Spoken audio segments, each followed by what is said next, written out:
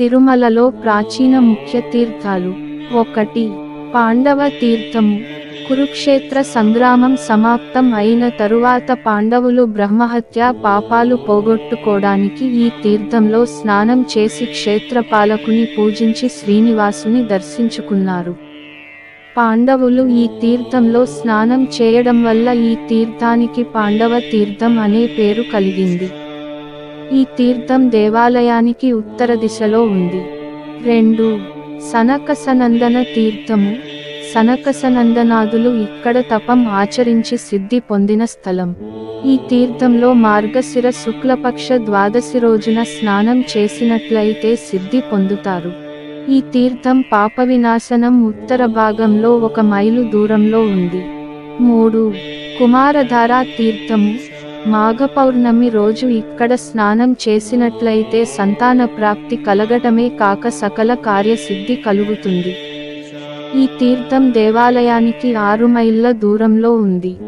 4. తుంబుర తీర్థము. ఈ తీర్థంలో తుంబుర నారద మహర్షి తపస్సు చేసి తరించిన స్థలం. కాబట్టి ఈ తీర్థంలో ఫాల్గుణ శుద్ధ పౌర్ణమి రోజు స్నానం చేసినట్లయితే భక్తి జ్ఞానాలు కలిగి సర్వపాపాలు నశిస్తాయి. ఈ తీర్థం ఆలయానికి 6 మైళ్ళ దూరంలో ఉంది. ఈ తీర్థానికి వెళ్లే దారి మధ్యలో క్షేత్ర పురోహితులు ఫాల్గుణ శుద్ధ పౌర్ణమి నాడు యాత్రికులకు చలిపందిళ్లు వేయించి నీరు, మజ్జిగ, పానకాలు ఇస్తారు. 5. నాగతీర్థం. ఈ తీర్థంలో స్నానం చేసినట్లయితే కన్యలు ఉత్తమ పురుషుని పొందుతారు. శ్రీహరి ఆలయానికి 1 కిలోమీటరు దూరంలో ఉంది. 6. చక్ర తీర్థం. భారత యుద్ధం ముగిసిన తరువాత శ్రీహరి చక్రం పంచ మహాపాతకాలకు గురి అవడం వలన ఈ తీర్థంలో తన సుదర్శన చక్రాన్ని స్నానం చేయించారు. ఇక్కడ స్నానం చేసినట్లయితే వారికి బ్రహ్మ హత్య, శిశు హత్య దోషాలు తొలగి పవిత్రులు అవుతారు. శ్రీహరి ఆలయానికి 2 కిలోమీటర్ల దూరంలో ఉంది. 7. జాబాలి తీర్థము. ఈ తీర్థంలో జాబాలి అనే మహర్షి తాపం ఆచరించి తరిచారు. ఈ తీర్థంలో స్నానం చేసినట్లయితే భూతప్రేత పిశాచాలు తొలగటమే కాక మనోవాంఛ సిద్ధిస్తుంది.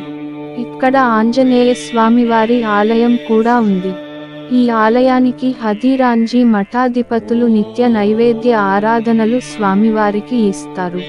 ఈ ఆలయం మఠాధిపతుల ఆధీనంలో ఉంది. 8. బాల తీర్థము. నాగతీర్థం నుండి 200 గజాల దూరంలో ఉంది. ఈ తీర్థంలో స్నానం చేసినట్లయితే వృద్ధులు సహితం బాలురు అవుతారు. సృష్టికి అవరోధం కలుగుతుందని ఈ తీర్థం శిలలతో మూసివేయబడింది. జలం కనిపించదు. 9. వైకుంఠ తీర్థము.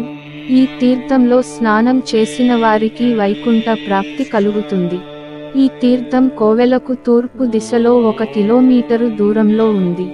పురజనులు ఇక్కడ వైకుంఠ సమారాధన అప్పుడప్పుడు చేస్తూనే ఉంటారు. 10. శేష తీర్థము.